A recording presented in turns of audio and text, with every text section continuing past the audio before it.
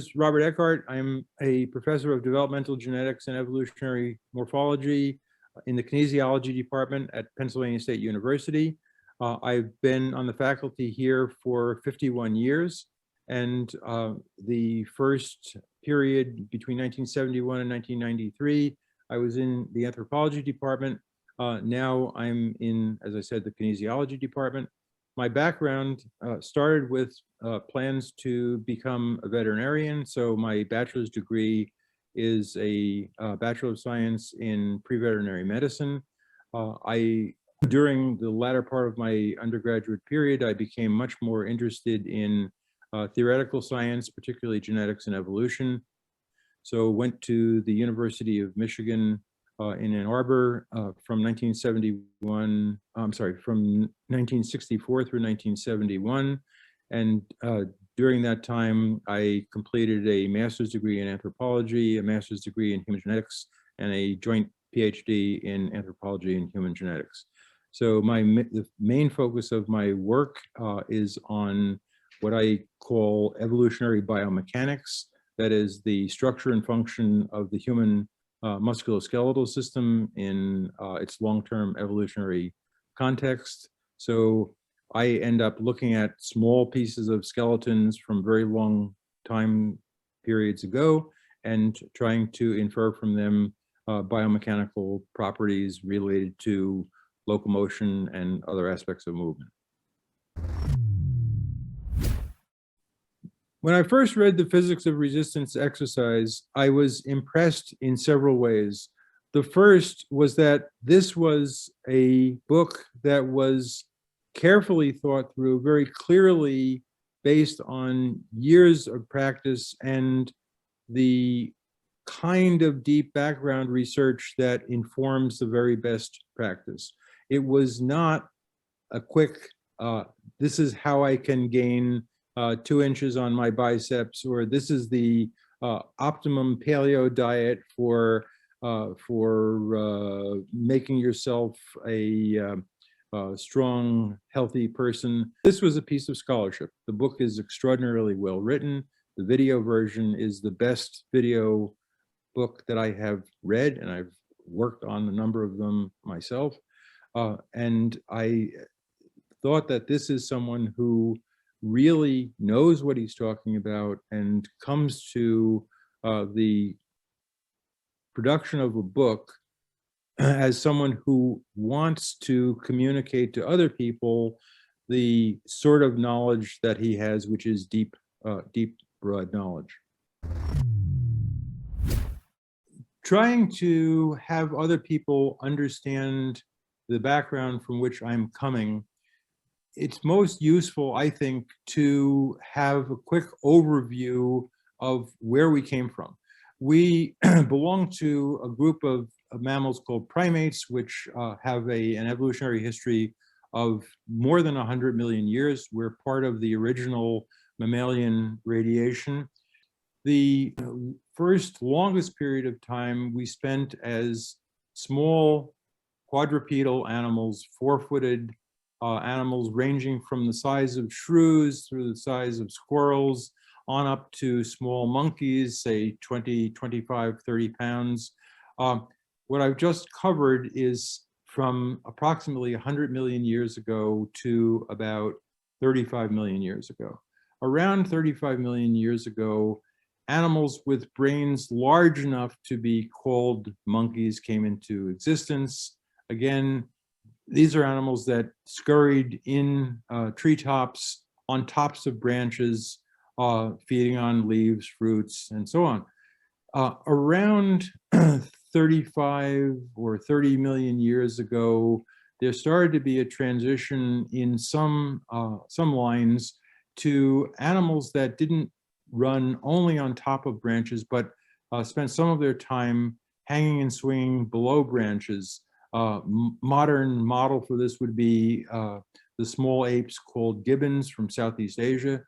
And this resulted in a remaking of our shoulder girdle from something which is for support to something that is made over for suspension. We went through that small arboreal ape phase up until about 20 or so million years ago, by which time body sizes had increased to something overlapping the range of current chimpanzees and orangutans. And the movements then were sort of four-handed clambering, holding on to multiple branches with hands and with hand-like feet. And this was a period that, again, occupied something from roughly 20 or so million years ago until we adapted to life on the ground, which occurred somewhere in the range of 6 to 8 million years ago. Our own work, my lab, and documented structural adaptations for upright bipedal locomotion inferred from the structure of the femur, and this is documented to about 6 million years ago. After that point, human evolution from 6 million years ago until now involved three major trends. One is increasing the length of the hind limb. Second, decreasing the length of the forelimb, the arms. And third, gradual increases in brain size. So you can think of a period of transformation from roughly 6 million years ago until now, in which we became less chimpanzee-like and more human-like in a number of respects. The most profound reorganization of the body had to do with the hind limb, pelvic girdle, and structure of the foot for upright bipedal walking and running, with lesser evolutionary modifications to the shoulder joint. So the defining feature of our species is upright bipedal locomotion, and we've secondarily made over a suspensory forelimb to something which is used for lifting, pulling, pushing, and so on. These observations are important with regard to the main point of Doug's book on the physics of resistance exercise, in that the best exercises are the ones that suit the body that we have evolved over the course of this long evolutionary period. With regard to Doug Brignole's book on the physics of resistance exercise, what I find particularly valuable are two aspects. One is that his plan of exercise is one in which muscles are developed further for the purposes that they originally evolved. This is a much more productive kind of application of the theory.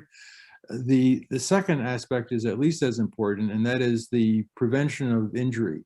Using muscles in a way that does not represent the pattern of evolution subjects one to a much greater possibility of injury. Lifting an extraordinarily heavy weight over one's head, or placing a great weight on one's shoulders and doing squats with that, represents the kind of opportunity for damage that wouldn't occur if the exercise were a more natural one. The kinds of negative outcomes that can result from what are evolutionarily unnatural exercises are torn tendons, torn ligaments, muscle damage, entrapment of various portions of the anatomy. So these are things that can easily be avoided by a sensible program of exercise, which is what Doug has given us. I teach a course in human growth and development, and this past fall, I had one student who discovered, after being treated for lower back pain, that she had 6 lumbar vertebrae. This is an evolutionary preservation of a variant that predisposes one to injury, damage, and pain because it does not fit the overall pattern that is represented in human evolution. So there are all kinds of possibilities for things going wrong when one's anatomy and behavior don't match the patterns for which we evolved. In terms of other aspects of the book, the physics of resistance exercise, I found chapter 26 to be an unexpected bonus that I had not seen before in a book that deals with exercise, and that is warning people against the reliance on experts who have no claim to expertise and simply are doing things that they learned because other people had done them before, and they're propagating something on the basis of tradition rather than understanding the engineering principles that underlie the human body. And this is something that we see in cold dead hand of tradition can be extremely damaging in any field. And I think that Doug's book represents such a striking departure from this in having gone through and rethinking what is the structure of this joint, how is it used, how is it best used, is an outstanding departure from the other books that I've seen on exercise in general and strength training in particular. When I think about the question of why are other books not like Doug Brignole's book on the physics of resistance exercise, what I think about is the context in which I first started lifting weights. The informative period in my own life was ages 15 and 16 when I wanted to stop being an obese middle teenager and to become physically fit, and spent about 5 nights a week at a local YMCA. One simply did sets of exercises based on what other people around one was doing, and no one gave very much thought to what were the principles behind why we were doing this. People did these exercises because other people had done these exercises before them. There was no sense of optimization for maximum progress in terms of bodybuilding for the unit time involved. With regard to the physics of resistance exercise, if one thinks about the question of what are we doing today that might change our bodies for the future? Again, 2 approaches to this. One is that if one follows a sensible program of exercise and develops a healthy physical plant, the chances that one will survive into a healthy adulthood are enormously increased. And in that sense, one can last longer into the years of one's children and grandchildren and have some formative effect. That is, if you do the right thing physically in terms of diet and exercise, then you're going to have a longer lifespan and a chance to influence other members of your family. The other aspect of this is the negative one. If you are exercising in a way which is not in tune with the evolutionary development of your body plan, you're much more likely to suffer an accident and to have some damage which will shorten your lifespan.